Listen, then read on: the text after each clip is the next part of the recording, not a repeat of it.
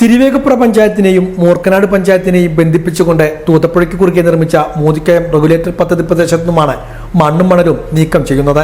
ഇതിന്റെ പ്രവൃത്തികൾ ആഴ്ചകൾക്ക് മുമ്പ് തന്നെ തുടങ്ങിയിരുന്നു.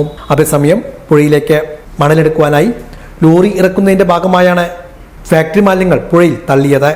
ഇതാണ് കഴിഞ്ഞ ദിവസം പ്രതിഷേധത്തിന് ഇടവരുത്തിയത്.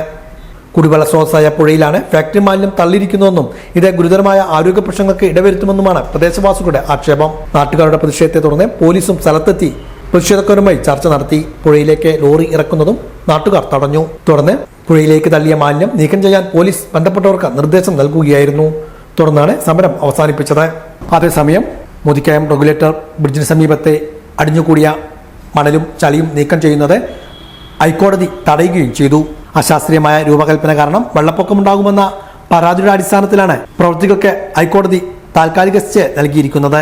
അശാസ്ത്രീയമായ മണൽ നീക്കം സമീപത്തെ പാലത്തിനും പരിസ്ഥിതി അപകടകരമാണെന്ന് ചൂണ്ടിക്കാട്ടി മലപ്പുറം സ്വദേശികൾ നൽകിയ പൊതുതാൽപര്യ ഹർജിയിലാണ് കോടതി വിധി ഉണ്ടായിരിക്കുന്നത്. കേരള ഇറിഗേഷൻ ഇൻഫ്രാസ്ട്രക്ചർ ഡെവലപ്മെന്റ് കോർപ്പറേഷന്റെ നേതൃത്വത്തിലാണ് മണലും ചളിയും നീക്കുന്ന പ്രവൃത്തികൾ നടത്തുന്നത്. ഇതിനാണ് ഇപ്പോൾ താൽക്കാലികമായ സ്റ്റേ കോടതി നിർദ്ദേശിച്ചിരിക്കുന്നത്. ഇതോടെ നിലവിൽ ലോറി ഇറക്കുന്നതും മണൽ നീക്കം ചെയ്യുന്നതും നിർത്തിവെച്ചിരിക്കുകയാണ്.